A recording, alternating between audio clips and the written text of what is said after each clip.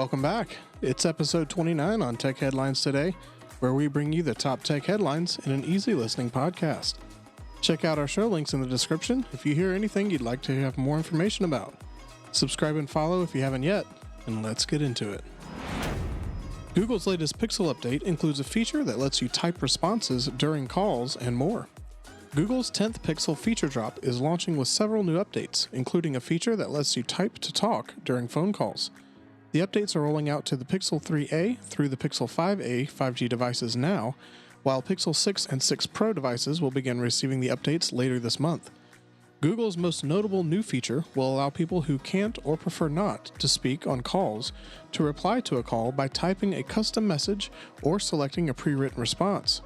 The new update is an extension of Google's live caption feature, which automatically captions speech on your device. Google announced a new night photography mode called Night Sight for Snapchat and made Google Assistant's Direct My Call and Wait Times feature available for the Pixel 3a and newer devices. Google is bringing its own co-watching and live sharing feature to Pixel devices and offering stickers containing custom text if your language is set to US English. GM ramps up EV push with plans to make battery materials in Canada. GM and POSCO chemical companies will build a $400 million facility in Canada to produce battery materials for EVs, as GM ramps up plans to produce mainly electric vehicles in the future. The plant's construction will begin immediately, and the goal is to have it running by 2025. Once completed, it will create an estimated 200 jobs, according to a statement. GM aims to produce light vehicles that run exclusively on electricity by 2035. Both Canada's federal government and Quebec's provincial government are working with GM and POSCO Chemical, the company said, though details were not released. PressReader suffers cyber attack. A cyber attack on the world's largest digital newspaper and magazine distributor left readers around the world unable to access more than 7,000 publications.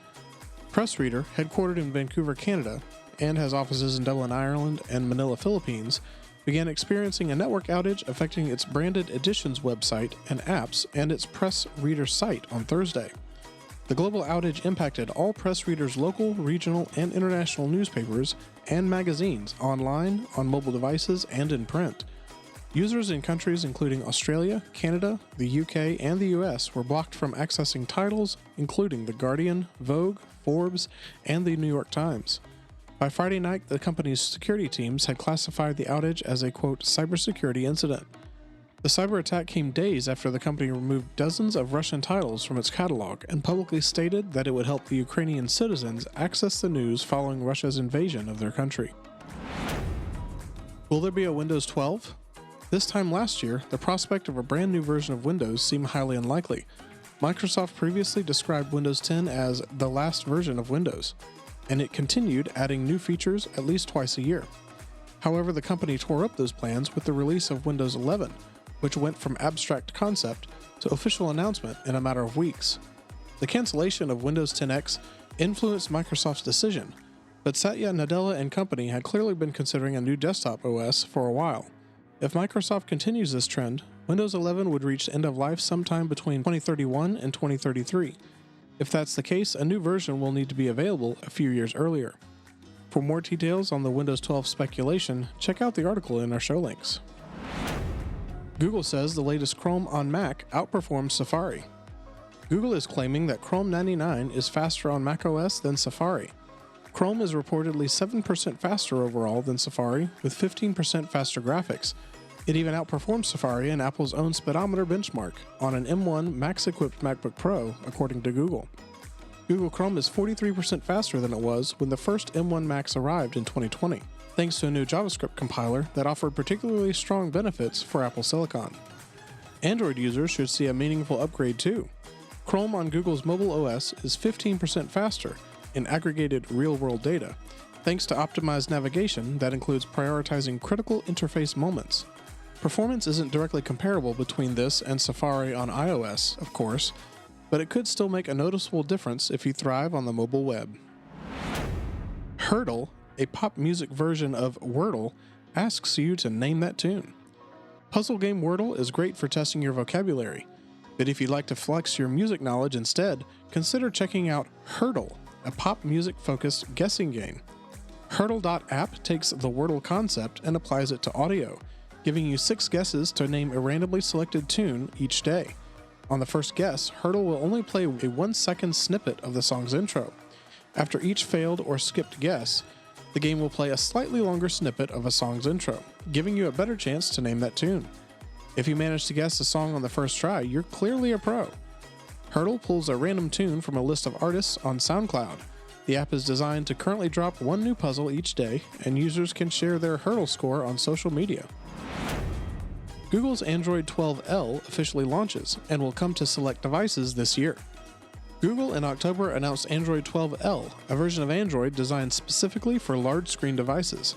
The software will become available to devices from Samsung, Lenovo, and Microsoft later this year. Android 12L shows quick settings and notifications in 2 columns. The lock screen shows your notifications and the clock, and the pin controls and lock screen pattern are off to the side. Google announced the launch of Android 12 alongside the latest Pixel feature drop, which brings night sight support to Snapchat, live captions for phone calls, language expansion for Live Translate, and other new features. SourceMap expands to meet demand for supply chain management. Supply chain management software company SourceMap is set to expand into Europe and, fueled with a $10 million venture capital infusion, further develop its suite of supplier benchmarking, traceability, and transparency applications to meet growing demand from global businesses that increasingly face complex compliance regulations and logistics disruptions. SourceMap was created as a PhD project at the MIT Media Lab and now offers SCM applications to businesses in sectors including agriculture, healthcare, and jewelry. The platform allows customers to add their suppliers and sub-suppliers and invite suppliers to validate their data. The data is collected and processed at the back end to provide various insights to customers. Leonardo Bonanni, founder and CEO of SourceMap, states, "Supply chain mapping often involves thousands of companies across 5 or more tiers of supplier relationships. So we have developed a custom graph database that allows customers to identify and register every supplier and to collect as much data as they need to ensure that the chain of custody is clean and compliant." Bonanni claims that the ability of SourceMap's platform to map suppliers through multiple tiers for various materials across regions straight out of the box is the key differentiator against other SCM software vendors. Weight management companies settle data privacy suit. 2 American weight management companies have agreed to pay $1.5 million concerning the illegal harvesting of children's sensitive data. In a complaint filed in the U.S. District Court for the Northern District of California, Curbo Inc. and its parent company WW International, formerly Weight Watchers International, were accused of collecting children's personal information without informing the children's parents. Under the Children's Online Privacy Protection Act and Children's Online Privacy Protection Rule, websites, apps, and online services that are child-directed or knowingly collect personal information from children must notify parents and get their consent before collecting, using, or disclosing that personal information of children younger than 13. Parents have a right to know and consent before companies collect their children's personal information, said Principal Deputy Assistant Attorney General Brian Boynton, head of the Justice Department's Civil Division. The department is committed to enforcing the protections against unauthorized collection of information from consumers, particularly children. Weight Watchers and Curbo marketed weight management services for use by children as young as 8, and then illegally harvested their personal and sensitive health information, said FTC Chair Linda Kahn. Our order against these companies requires them to delete their ill-gotten data, destroy any algorithms derived from it, and pay a penalty for their law-breaking. Russia is likely using cryptocurrency to thwart sanctions. US and European nations want cryptocurrency exchanges to block the Russian government, oligarchs, and others from using their systems to move money across borders. But it's a difficult task at best, given that decentralized networks thrive on anonymity. The US and European governments are putting economic sanctions on Russia, which is likely forcing oligarchs to use Bitcoin and USDT to ferry their cash across borders. US and European governments banned Russian banks from using SWIFT, the largest financial messaging network. These sanctions had far-reaching economic consequences as billions of dollars became unavailable to Russian banks. The US and European governments want AI-based software to look at financial transactions to determine whether they are nefarious or not. Thank you for joining us for another episode of THT. Help us out by sharing the podcast on your social media. We'd really appreciate it. Check out the show links for additional information on any of the topics we covered today. Subscribe, follow, do all the things, and we'll see you tomorrow.